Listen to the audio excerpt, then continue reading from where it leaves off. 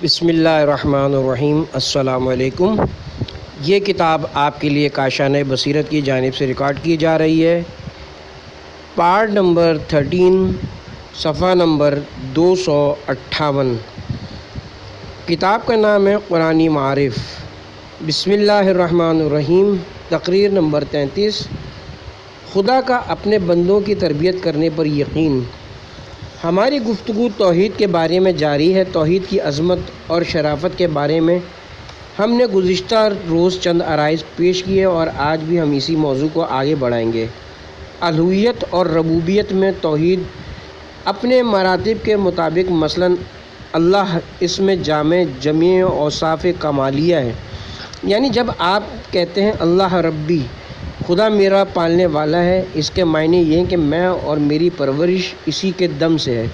وہ تفصیل جو کہ گزشتہ روز بیان کی گئی کہ میری جان اس کے قبضے قدرت میں ہے، میرا جینا مرنا، مرض شفا، میری بھوک اور شکم پوری اسی کی بدولت ہے، میرا وجود، بدن، تمام اعضاء و جوارح، لباس، بیوی، بچے سب اسی کی جانب سے ہیں۔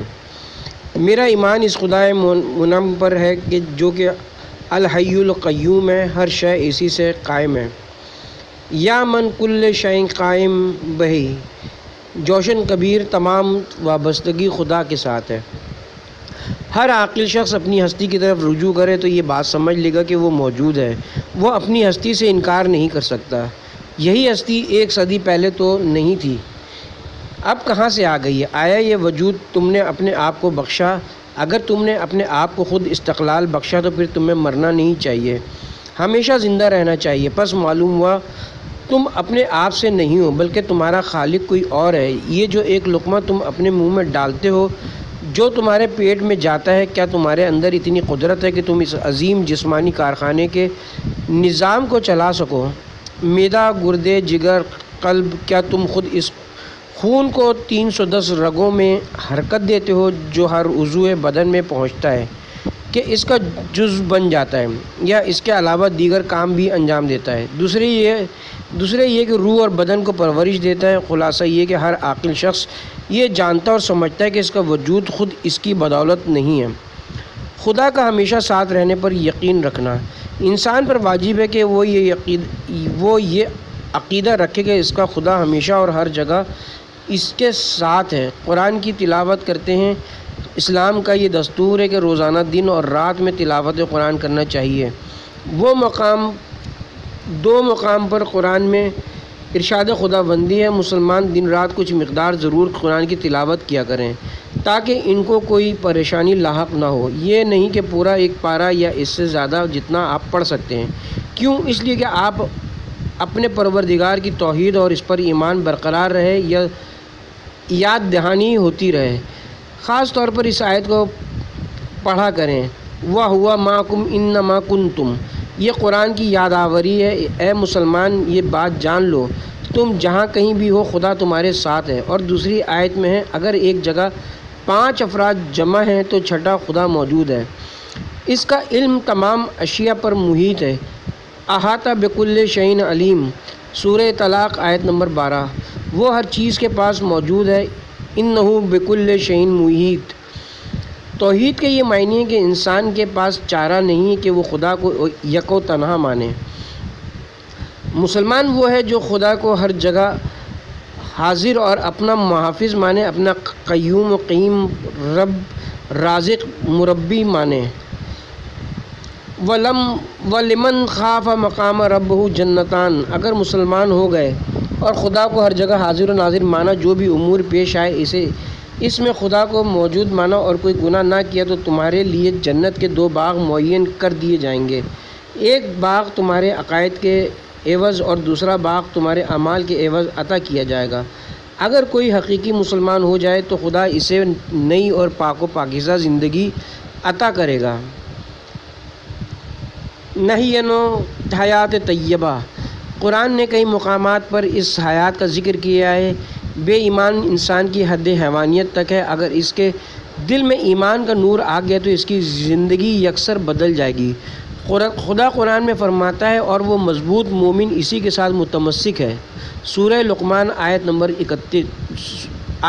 21۔ اسے نئی طاقت حاصل ہو جائے گی اور جو ایمان نہیں رکھتا وہ معمولی خواہش پر بھی رسوا ہو جائے گا، مال اور اقتدار کے ہاتھوں ذلیل ہو جائے گا اور خیانت کا مرتکب ہو کر زیر بار ہو جائے گا۔ یہ مومن ہے جو خدا کی عزت سے معزز ہے۔ ہر شخص کو چاہیے کہ وہ صاحب ایمان رہے، اسلامی احکامات کی پابندی کرے، یعنی پنجگانہ نماز کو ترک نہ کرے، تلاوت قرآن کو ترک نہ کرے، تاکہ ایمان اس کے قلب میں اچھی طرح جاگزی ہو جائے۔ ایک گھڑی کا ایمان گناہ سے بچا لیتا ہے۔ ایمان کی جاگزینی کے لیے میں ایک واقعہ نقل کرنا چاہتا ہوں۔ یہ واقعہ بعثت پیغمبر کے شروع کا ہے۔ ایک شخص جس کا نام فضیل بن عمیر تھا، ایک عقلمند آدمی تھا لیکن برے کام انجام دیتا تھا۔ خاص طور پر رسول خدا کی نسبت بہت زیادہ بد اخلاق اور گستاخ تھا۔ اسی دشمنی کی بنا پر ایک روز اس نے یہ فیصلہ کیا کہ پیغمبر گرامی کو موقع پا کر اچانک قتل کر دیا جائے۔ اس نے پیغمبر کو مسجد حرام میں دیکھا تو موقع غنیمت جان کر آگے بڑھا۔ پیغمبر نے جب اسے دیکھا تو اس سے فرمایا، کیا تو فضالہ ہے؟ اس نے کہا ہاں۔ آپ نے فرمایا، تو کس ارادے سے آیا؟ تو کس خیال میں ہے؟ تو نے کیا منصوبہ بنایا ہے؟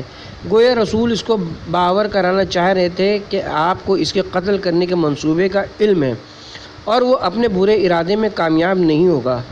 اس نے کہا، میں طواف کرنے آیا تھا۔ رسول خدا نے تبسم فرمایا، پھر فرمایا، استغفر اللہ، توبہ کر، تو کس شیطانی خیال میں مبتلا ہے؟ کسی کو قتل کرنا وحشی لوگوں کا کام ہے۔ جیسے ہی رسول نے یہ کہا وہ لرزنے لگا۔ رسول خدا نے اپنا ہاتھ اس کے سینے پر رکھا، اس کا قلب ایمان کی حرارت محسوس کرنے لگا۔ اس نے بے ساختہ کہا، اشہد ان لا الہ الا اللہ و اشہد ان محمد رسول اللہ، اور وہ دل سے حقیقی ایمان لے آیا۔ یہ ہے ایمان کی حقیقت، اور حقیقی مومن ان لوگوں کی طرح نہیں جو یہ کہتے ہیں ہم مسلمان ہیں اور مسلمانوں کو قتل کرنے میں مشغول ہیں۔ اگر کسی نے یہ کلمہ زبان سے جاری کر دیا، لا الہ الا اللہ، یعنی اب وہ آزاد نہیں ہے۔ ان للہ و انا الیہ راجعون، میں خدا کے آگے جواب دہ ہوں۔ میں اگر کوئی گناہ کرتا ہوں تو اپنے پروردگار کے حضور شرمسار ہوں گا۔ کیا آپ سمجھتے ہیں کہ ہم نے کلمہ پڑھ لیا اور بس ہم پر کوئی ذمہ داری نہیں ہے؟ ہم جو چاہیں کریں، ہر شے اسی لا الہ الا اللہ میں پوشیدہ ہے۔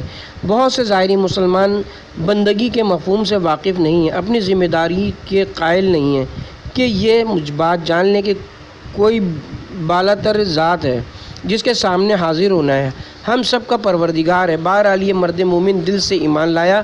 ایک دفعہ وہ اسلام لانے کے بعد مکے کی ایک گلی سے گزر رہا تھا۔ زمانہ جاہلیت میں قبل از اسلام مکے کی ایک فحاشہ سے اس کی دوستی تھی۔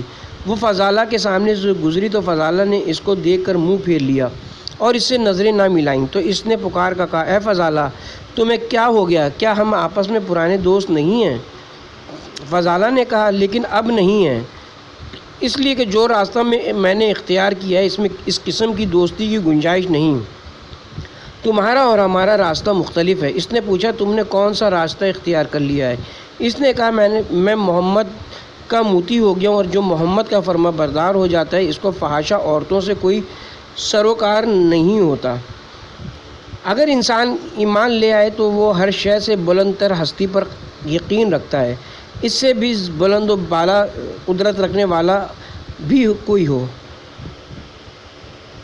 نجاشی کے دربار میں مہاجرین کا کردار۔ ابتدائے اسلام میں مسلمان مشرکین کے ہاتھوں پریشانی سے دوچار تھے اور اتنے زیادہ مصیبت میں گرفتار تھے کہ ہجرت پر مجبور ہوئے۔ چنانچہ انہوں نے حبشہ کی طرف ہجرت کا قصد کیا، جہاں نجاشی بادشاہ کی حکومت تھی، جو مسلمانوں پر مہربان تھا، جس کی وجہ سے اس نے مسلمانوں کو اپنے ملک میں پناہ دی تھی۔ مشرکین مکہ نے بھی مسلمانوں کے پیچھے عمرو عاص اور عمارہ کو روانہ کیا تاکہ وہ ان مہاجر مسلمانوں کو اپنی تحویل میں لے کر واپس لے آئیں۔ یہ دونوں مشرکین مکہ کے نمائندگان کی حیثیت سے نجاشی کے دربار میں پہنچ گئے، اور عمرو عاص نجاشی کی دائیں جانب اور عمارہ بائیں جانب بیٹھ گئے۔ مہاجرین کو دربار میں بازیابی کی اجازت دی گئی۔ سلطنت حبشہ کے دربار کے آداب یہ تھے کہ جو کوئی بھی دربار میں حاضر ہوتا وہ بادشاہ کے سامنے جھکتا تھا۔ عمرو عاص اور عمارہ جب دربار میں حاضر ہوئے تو وہ بادشاہ کے سامنے جھک گئے اور اپنی نشست پر جا کر بیٹھ گئے۔ جناب جعفر طیار بن ابی طالب علیہ السلام برادر امیر المومنین علیہ السلام اپنے مسلمان ساتھیوں کے ہمراہ بڑی شان سے داخل ہوئے اور صرف یہ کہا السلام علی من اتبع الہدا، اور ذرہ برابر بھی نجاشی کے سامنے نہیں جھکے اور اپنی نشست پر جا کر بیٹھ گئے۔ عمر عاص چالاک تھا، فوراً بولا بادشاہ سلامت، ہم نے نہیں کہا تھا کہ مسلمان آپ کی کوئی عزت نہیں کرتے؟ آپ نے دیکھا ان لوگوں نے آپ کو جھک کر سلام بھی نہیں کیا، یا تو آپ ان کو قتل کروا دیں یا ہمارے حوالے کر دیں تاکہ ہم خود ان کو قتل کر دیں۔ نجاشی نے حکم دیا کہ ان مسلمانوں سے پوچھا جائے کہ یہ لوگ آداب سلطنت بجا کیوں نہیں لائے۔ جناب جعفر طیار سے پوچھا گیا کہ انہوں نے بادشاہ کے سامنے سجدہ کیوں نہیں کیا۔ انہوں نے کہا ہم مسلمان ہیں اور ہمارے عقیدے کے مطابق غیر خدا کو سجدہ کرنا حرام ہے، کیونکہ بادشاہ خدا سے کہیں کمتر ہے اور وہ ہماری طرح عاجز اور کمزور بشر ہے۔ ہم دونوں خاک کے پتلے ہیں، ہم سب اس کے احکام کے محکوم ہیں اور ہم سب آخرت کے دن اس کی عدالت میں حاضر ہوں گے۔ مسلمان کے لیے حرام ہے کہ وہ خدا کے مقابل کسی اور کو سجدہ کرے۔ جو کوئی خدا کا احترام اور اکرام کرتا ہے، خدا اس کا بھی لحاظ کرتا ہے۔ جعفر طیار کے خطاب نے نجاشی اور اس کے درباریوں کو مرعوب کر دیا۔ بالآخر نجاشی نے کہا اس کا دین اسلام سچا دین ہے جس کی حقیقت آشکار ہو چکی ہے۔ بعد میں وہ اسلام لے آیا۔ ان دو مشرقین نے بہت کوشش کی کہ وہ مہاجرین کو واپس لے جائیں، لیکن نجاشی نے ان کو پناہ دے دی اور ان کی رہائش اور کھانے پینے کا انتظام کروایا۔ حیات طیبہ کے حصول کا جذبہ ایسی ایمانی وہ طاقت ہے کہ مومن کسی طاقت کے سامنے نہیں گھبراتا اور نہ ہی کسی اور خوشی کو اس کے برابر سمجھتا ہے، اور نہ ہی حق کے مخالفین سے گھبرا کر فرار اختیار کرتا ہے۔ اس پر جتنا بھی دباؤ ہو وہ حق کے راستے کو ترک نہیں کرتا۔ عورت، مال، اقتدار، شہرت، خوشحال زندگی، ان تمام چیزوں کو حق کی خاطر ٹھوکر مار دیتا ہے، خدا کی خاطر سب کو چھوڑ دیتا ہے، خدا کی خاطر تکالیف برداشت کرتا ہے اور یہاں تک کہ اپنی جان کا نذرانہ بھی پیش کر دیتا ہے۔ فرعون کا جادو اور ایمان کی طاقت۔ فرعون کے دربار میں 70 افراد ایسے تھے جو جادوگری کے ماہر تھے، اور فرعون نے بھی ان سے وعدہ کیا تھا کہ اگر وہ موسیٰ پر غلبہ حاصل کر لیں تو ان کو اعلیٰ منصب پر فائز کرے گا۔ مقررہ روز جناب موسیٰ تشریف لائے اور انہوں نے ان جادوگروں کے جادو کو عصا کی مدد سے توڑ دیا۔ تب لوگ سمجھے کہ حق موسیٰ کے ساتھ ہے۔ قالوا آمنا برب العالمین رب موسیٰ و ہارون، سورہ قصص آیت نمبر 38۔ انہوں نے کہا ہم موسیٰ و ہارون کے رب پر ایمان لاتے ہیں۔ فرعون جو کہ جناب موسیٰ کو مغلوب دیکھنا چاہتا تھا اور ان کو ختم کرنا چاہتا تھا، اس کے برعکس حضرت موسیٰ کو خدا نے طاقت عطا کی اور فرعون ذلیل اور رسوا ہو گیا اور تمام جادوگر ایمان لے آئے۔ فرعون نے ان سب سے پوچھا تم لوگ کیوں میری اجازت کے بغیر موسیٰ کے خدا پر ایمان لے آئے؟ میں اپنے علاوہ کسی اور کو تمہارا خدا نہیں سمجھتا۔ سب نے کہا حق آشکار ہو چکا ہے اور اب ہم تجھ سے کوئی سروکار نہیں رکھتے۔ آپ نے دیکھا فرعون نے جس انعام و اکرام کا ان سے وعدہ کیا تھا اس کا ان پر کوئی اثر نہیں ہوا، جس کے بعد فرعون نے ڈرانے دھمکانے کا راستہ اختیار کیا۔ میں تمہیں کھجور کے درخت پر سولی پر چڑھا دوں گا، اگر تم نے میرے علاوہ کسی اور کو خدا مانا تو میں تمہیں تختے دار پر لٹکا دوں گا۔ انہوں نے کہا تو کیا بکتا ہے؟ تو ہمیں قتل کروا دے گا؟ خدا کی راہ میں قتل ہونا ہمارے لیے سعادت ہے، تجھے جو کرنا ہے کر، ہم ہر قربانی کے لیے تیار ہیں۔ یہ امر الہی کے سامنے استقامت کا مظاہرہ، یعنی انہوں نے کہا ہم تیری لذات اور انتقام کو خاطر میں نہ لائیں گے، ہر وعدہ اور وعید ہم پر کوئی اثر نہیں کرے گا۔ کس طرح مومنین کو زندہ جلایا گیا۔ سورہ معارج آیت نمبر 4 تا 10 میں اصحاب اخدود کا واقعہ نقل ہوا ہے۔ یہ اصحاب حبشہ میں تھے، ان کی قوم میں خدا نے ایک پیغمبر مبعوث فرمایا تھا، کچھ لوگ ان پر ایمان لے آئے۔ بادشاہ وقت نے جب دیکھا کچھ لوگ مسلمان ہو گئے تو اس نے ان کے ساتھ جنگ شروع کر دی۔ ہوا یہ کہ پہلے بادشاہ نے ان کے پیغمبر کو گرفتار کر کے قتل کا ارادہ کیا اور پیغمبر کو قتل کرنے کے لیے ان کے پیروکاروں کے لیے کچھ گڑھے کھدوائے اور ان میں آگ روشن کروائی۔ خدا فرماتا ہے النار ذات الوقود، ان کو آگے کے اطراف میں جمع کیا اور مومنین کو اس آگ کے گھڑے میں ڈلوا دیا گیا، بلکہ یہ پوچھتا رہا کہ یہ بتاؤ کہ تمہارا خدا بادشاہ وقت ہے یا خداوند عالم؟ اگر کوئی کہتا تھا خدا بند عالم میرا خدا ہے، اس کو گڑھے میں دھکیل دیا جاتا. اگر وہ کہتا کہ بادشاہ ہمارا خدا ہے تو اس کو آزاد کر دیا جاتا تھا. وہ لوگ جو مسلمان ہوئے تو اور ایمان کی طاقت اور قوت سے سرشار تھے، وہ اپنے پیروں سے چل کر اس آگ کے گڑھے میں کود گئے.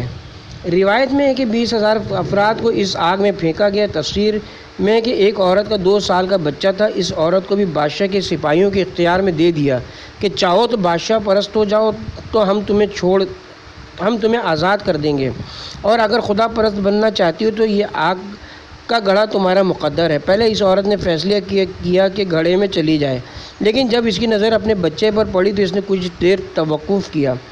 بہت کم بچے ہیں جنہوں نے گہوارے میں گفتگو کی ہے.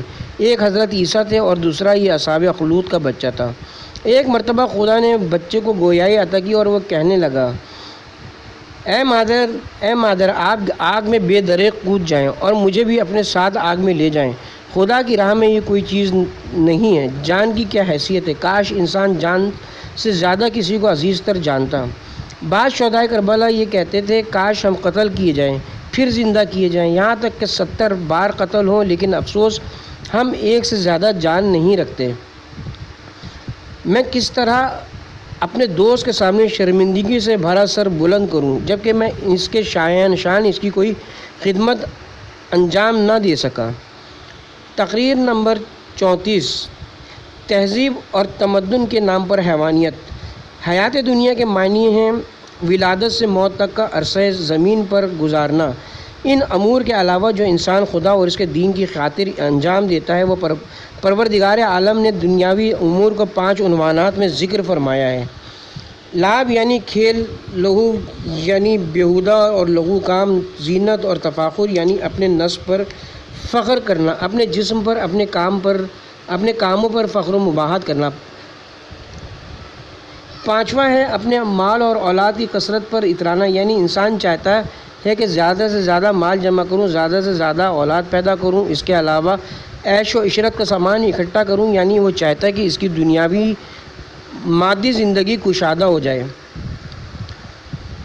کل ایک نوجوان نے مجھ سے سوال کیا تھا شاید بعض لوگوں کے ذہن میں بھی یہ سوال پیدا ہو.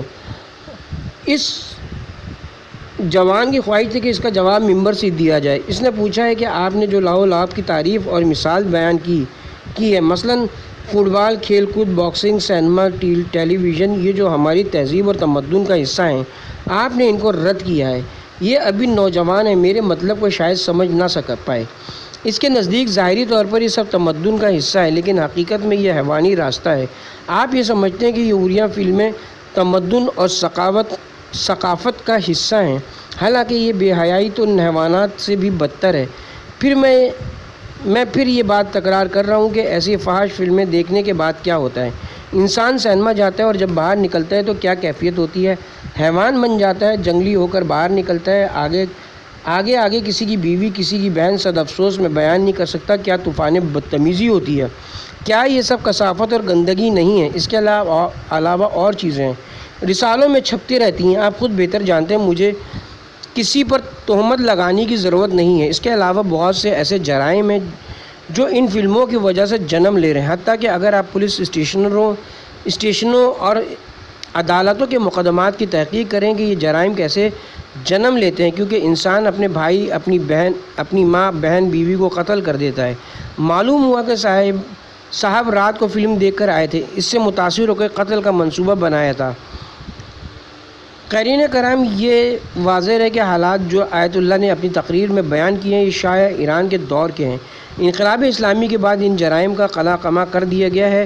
آج کل کے سینما اور ٹی وی کے پروگرام ایسے نہیں ہیں. نہ جانے کتنے ہزاروں واقعات ہیں جو اخبارات اور رسائل میں چھپتے بھی نہیں ہیں، ہمیں معلوم نہیں ہو پاتے ہیں. یا اس کے علاوہ باکسنگ یہ بھی ایک حیوانی اور وحشی کھیل ہے. یہ تمدن نہیں، حیوانیت ہے. اس کا آدمیت سے کوئی تعلق نہیں. پہلی بات تو یہ کہ اس کو تہذیب و تمدن سے تعبیر کرنا بالکل غلط ہے. یہ چیز بالکل حقیقت کے خلاف ہے. البتہ حکم شرعی کے لحاظ سے میں نے یہ نہیں کہا کہ یہ تمام حرام ہیں. میں لہو لعاب کے عنوان سے مثال دے رہا ہوں. ان تمام میں مجتہدین کے فتاوے مختلف ہیں. اگر کوئی خاص عنوان آ جائے تو عنوان ثانی کے لحاظ سے حرام ہو جائے گا. حکم لعب کا تعلق عنوان ثانوی سے ہے۔ مثال کے طور پر جب لعب کسی جوئے کے ساتھ ملحق ہو جاتا ہے، اگر جوئے کے آلات سے کھیلا جائے تو بلا شک حرام ہے۔ جوئے کی کوئی بھی قسم ہو، اگر نہ ہو تب بھی حرام ہے، اور آلات قمار کے علاوہ مال کی شرط لگائی جائے تو حرام ہے۔ مثال کے طور پر اگر سائیکل کی ریس اس شرط پر لگائی جائے کہ ہارنے والا جیتنے والے کو کچھ مقدار مال ادا کرے گا، یعنی کسی شرط یا عوض کے مطابق مقابلہ کریں، حرام ہے۔ کچھ عرصے پہلے کچھ لوگوں نے یہ شرط لگائی کہ اگر کوئی 1 من آئس کریم کھائے گا اس کو 100 روپے انعام ملے گا۔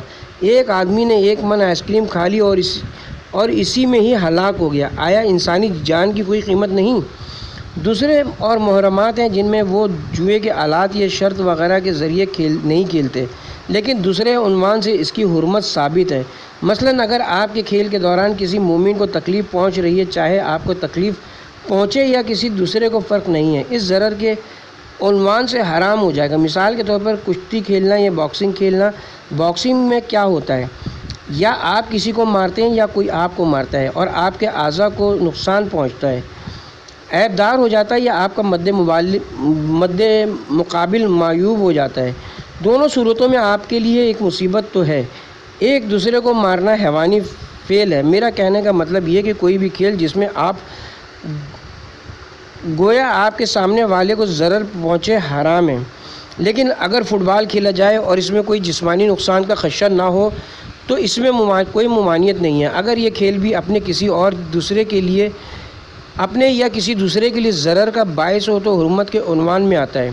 میں ایک کلیہ قاعدہ بیان کر رہا ہوں، آپ یہ نہ کہیے کہ میں نے فٹ بال کو حرام قرار دے دیا۔ میں یہ عرض کر رہا ہوں کہ اگر ضرر اور نقصان کا سبب ہو تو حرام ہے، وگرنہ حرام نہیں ہے۔ اگر ورزش کی غرض سے صحت مند رہنے کے لیے ہو تو اچھا ہے۔ سینما کی عمارت میں کسی کام سے جانا حرام نہیں ہے، البتہ خاص طور پر اگر وہاں کوئی حرام فلم وغیرہ دیکھی جا رہی ہے تو وہاں جانا بیٹھنا بلا شک حرام ہے۔ سینما کے باہر برہنہ پوسٹر اس غرض سے لگانا کہ لوگ راغب ہوں۔ اس سینما کے بانی پر خدا کی لعنت ہو۔ جو عورتوں کی برہنہ تصاویر جن پر کسی شریف آدمی کی نظر پڑے باعث شرم ہے، اور ان لوگوں پر بھی خدا کی لعنت ہے جو ایسی فلمیں جا کر دیکھتے ہیں۔ کوئی یہ نہ کہے کہ اگر لوگ ایسے اوریاں سینماؤں میں گئے تھے کیونکہ انہوں نے حرام کام انجام دیا لہٰذا ان کو قتل کرنا جائز ہے، ایسا نہیں ہے۔ آپ کہاں کی بات کہاں ملا رہے ہیں؟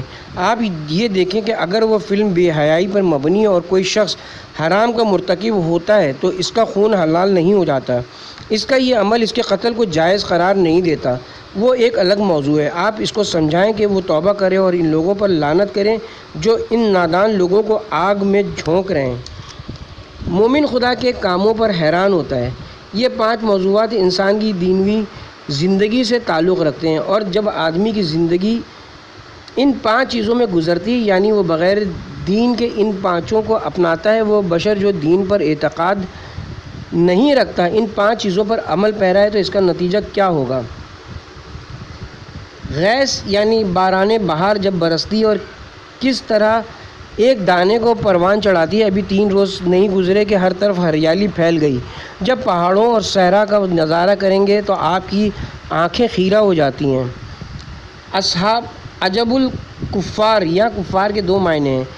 پہلا احتمال تو یہ کہ اس کے معنی زراعت ہیں، اس لیے کہ زراعت کو کافر کہتے ہیں کیونکہ کفر بمعنی 70 ہیں، بمعنی 70 ہے۔ زراعت بیج کو زمین میں پوشیدہ کرتی ہے، لیکن دوسری توجیہ زیادہ بہتر ہے۔ یہاں کفار سے مراد وہی کفار خارجی ہیں جو منکر خدا ہیں۔ جب کافر اپنی زراعت کو دیکھتا ہے تو حیرت ناک ہوتا ہے، مومن جب زراعت کو دیکھتا ہے تو خدا کو یاد کرتا ہے۔ جب کافر زراعت کی فصل کو دیکھتا ہے تو وہ خود کو اور مادے کو اس کا سبب سمجھتا ہے، لیکن اگر مومن جو خدا پر ایمان رکھتا ہے جب زراعت کو دیکھتا ہے تو بے ساختہ بول اٹھتا ہے اللہ اکبر، اس کو خدا کی بزرگی نظر آتی۔ یہ کفار ہیں جو حیران ہوتے ہیں، لیکن مومن اس زراعت کے نمو پذیر ہونے پر حیران نہیں ہوتا بلکہ اپنے پروردگار کی بے پایا قدرت اور کرامت پر اسے حیرت ہوتی ہے۔ پھر یہی سبزہ خشک ہو جاتا ہے، پھر تم ان کو کوزہ رد ہوتا ہوا دیکھتے ہو، اور پھر تم ان کو زرد ہوتا ہوا دیکھتے ہو، اور زرد ہونے کے بعد پھر یہ ٹکڑے ٹکڑے ہو جاتی ہے، یہاں تک کہ اس کے ذرات بھی باقی نہیں رہتے۔ انسان بھی اسی طرح ہے۔ اس بدقسمت آدمی کی دنیاوی زندگی بھی چند روزہ ہے۔ انسان کی جوانی کا سن اور اس کی زینت اس کی نوخیزی کی وجہ سے ہوتی ہے۔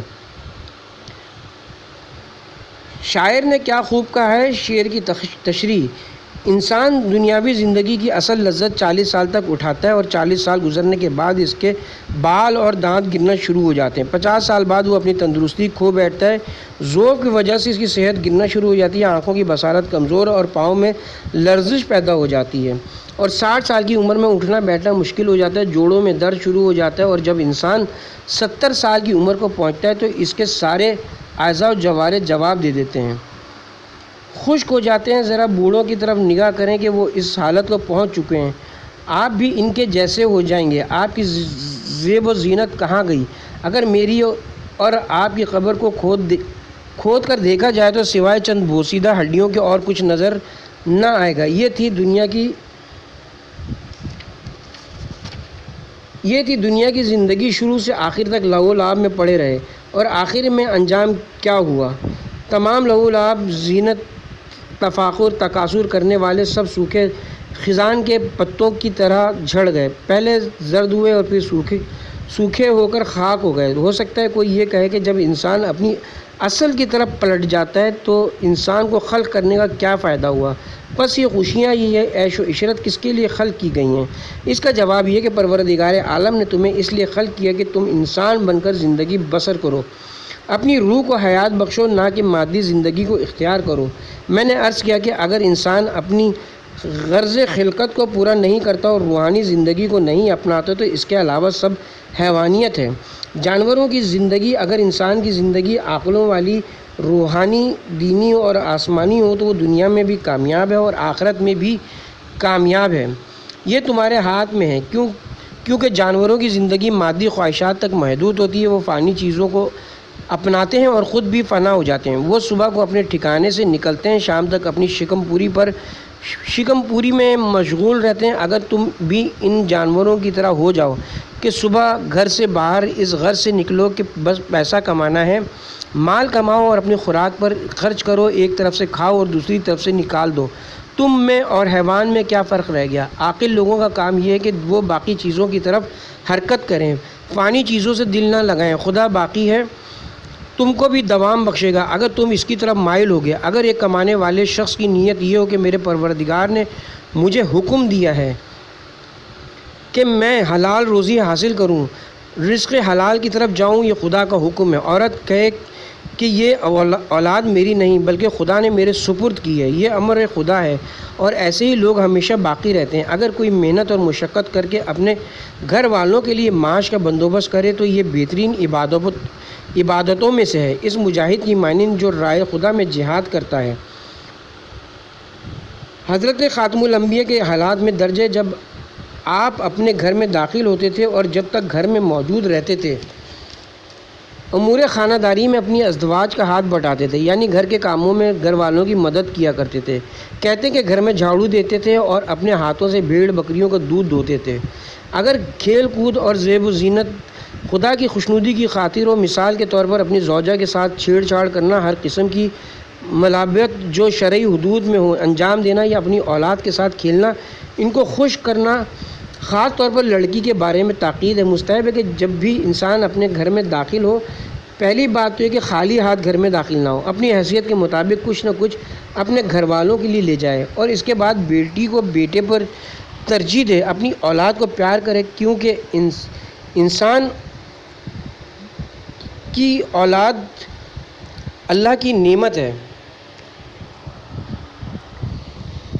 تکاثر، مال جمع کرنے کی بھی دو قسمیں، ایک یہ کہ انسان دولت پرست ہو، مال اس لیے جمع کرے کہ اس کے سہارے زندہ رہے، مال سے اتنی محبت رکھتا ہو کہ اس کو جمع کر کے اس پر سانپ بن کر بیٹھا رہے، ایسے لوگوں کے سر پر خاک ہو۔ دوسرا یہ کہ کوئی آدمی مال کو اس لیے پسند کرتا ہے، یہ جمع کرتا ہے کہ راہ خدا میں خرچ کرے، مثلا کوئی اعلان کرتا ہے کہ حضرات مدرسہ علمیہ کے لیے رقم درکار ہے فوراً وہ چیک کاٹ کر دے دیتا ہے۔ مال جمع کرنا اگر رحمانی کاموں کے لیے ہو تو بہت اچھا ہے، آدمی خرچ کرے نہ کہ اس کو جمع کرے۔